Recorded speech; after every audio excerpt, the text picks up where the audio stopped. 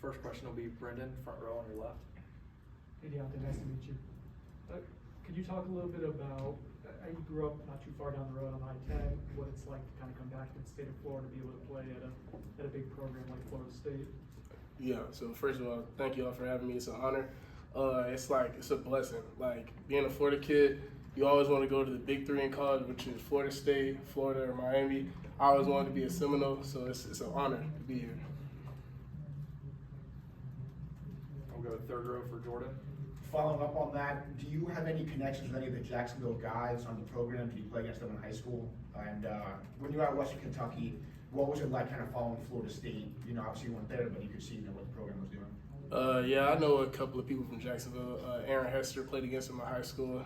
He went to Fletcher, I went to Sandoval. Yeah, he actually played running back, so yeah, it was fun playing against him. He played running back when we played against him, but he also played DN, so it was fun playing against him. And I kept up with Florida State a little bit at my time in Western Kentucky. I followed up, and still, I know it was a tough season last season, but I want to be a part of a good rebuild and fixing that. So. All right, next will be Aslan, back right.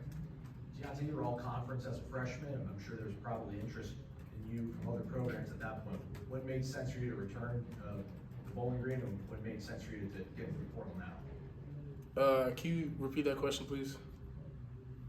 You had such a strong freshman year. I would have figured that, if you had aspirations to maybe check out another program, that might have been a good time for you to go, but you ended up sticking around at Western Kentucky. Yes, what made sense this time around to maybe see what else was out there for you? Okay, yeah, I understand. So it just made sense. I feel like it was time to move on. So that year, my freshman year, I knew it was still a lot I had to learn.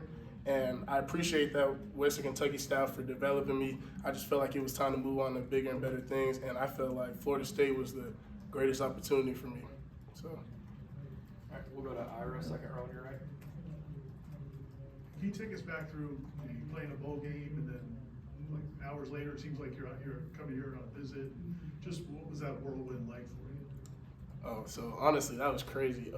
So I was scheduled to go to a couple of schools actually. So how it happened, I was on the field during warm-ups during my bowl game. Then Florida State had hit me up, interested. I told them I'll get back with you after the game. I got to stay focused and locked in. It was actually a crazy experience. So my mom's with me, and initially we were gonna go to Texas A&M, and I was thinking about it. I was like, Florida State would make the most sense for me. I feel like I'm going to go with this one because I feel like it's a better opportunity to see what they're talking about. 2 hours from home. It's a prestigious school, so I just felt like it was the best opportunity. All right, next will be Liam, second row on your left. Nice to meet you. You talked about wanting to stay and learn from the coaching staff of Western Kentucky in that next year. What did you learn about your game, and now looking forward with Coach White and some of the coaches here, what are you looking to learn? So what I had to learn was, like, yeah, I played a lot of snaps, I played a lot of football, but it was still a lot of stuff I had to learn, like, about the game, such as, like, coverages, fronts, offensive formations. It was just a lot of stuff that I didn't know. Like, the game of football is big, so I felt like I definitely caught on to it as I stayed the next season, and I feel like I'm going to learn how to be a better player myself and help this team to win the championship. All right, we'll come back to Brendan, front row. Two-parter for you. The first one is kind of watching some of your film like Western Kentucky. It seemed like that defensive front played really hard, and you guys seemed like playing with each other. I think 4 or 5 guys ended up going up to the Power 4 level. What was it like playing with that group? What did you learn from your time at Western Kentucky? Yeah, that's a great question. You know what I'm saying? I love those guys. They're like family. They'll always be family to me. We used to get extra work in during the summer, during the springtime, so we built a bond. And I feel like having a bond with your teammates, like, if you have that bond, like, nothing can separate y'all. Y'all will only go up. Like, it'll be awesome playing together, especially with these guys now. Like, we all been getting in extra work, and I feel like if I just keep doing what I did here, we'll all be great and we'll all excel in the field. And are there any similarities from the scheme you were playing at previously to the one you'll be in now at Florida State? You're kind of learning this new front and whatnot? It's pretty similar. It's just, at the end of the day, it's just run and hit, be dominant, play football, and that's what I'm here to do. So. All right, we'll stay there for Chris. on the subject of scheme and your skills, how do you fit it? What is it that you do well that fits what Tony White's going to ask for you to do? Honestly, I could do whatever. I can play inside, outside, stand up, hand in the dirt. I feel like I can do it all. Whatever you need me to do, I'm here to do it and dominate and excel at it. Help this, like I said, help this team win a championship, and that's it. All right, next will be Matt, second row on your right. To keep on the Tony White's defensive scheme, what has it been like kind of learning that, and what has your first impressions of the scheme overall been? First impression is like I like it. Like they let us get after it. They let us get after that quarterback. A lot of TFLs, a lot of sacks, a lot of playmakers on the D line, and a lot of playmakers everywhere. But I feel like we got to set that tone first, and I'm ready to do that all season. Okay, we'll go to the front row for Kurt.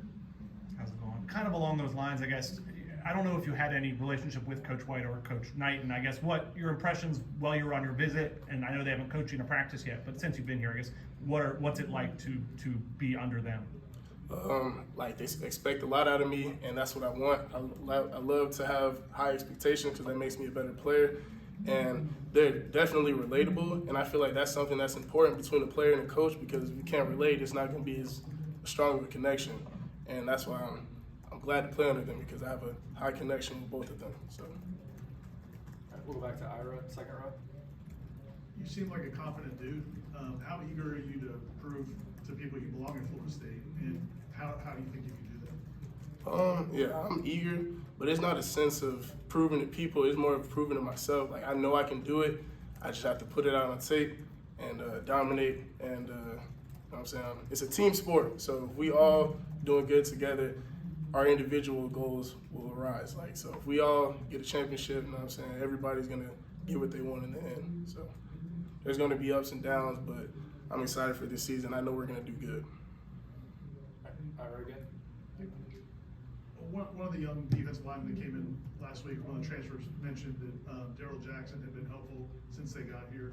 Is he or anybody else kind of been helpful since you got here? Yes, sir. All the guys that's been here since last season or the season before, they've all been helpful. They've helped us adjust to the runs, to the lifts, to the culture, the expectations, and I'm grateful for that, because I know it's a different standard than where I was at, but I want to be held to that standard here, because I want to be great.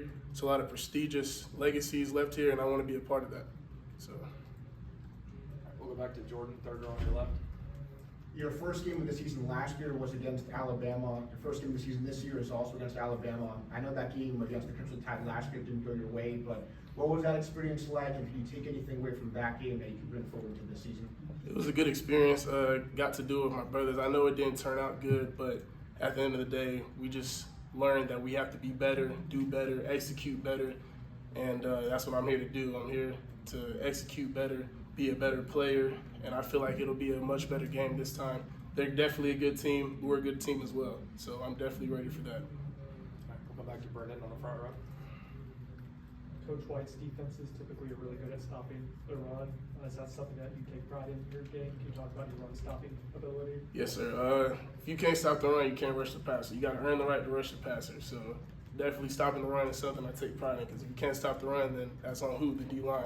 Like, D-line is there to stop the run, then it's the linebackers, then it's the safety. So we got to do our job and take pride in what we do, own our gaps, get off the blocker, and make plays. So. Anything else? All right, thanks, Deante. Thanks. Thank y'all again.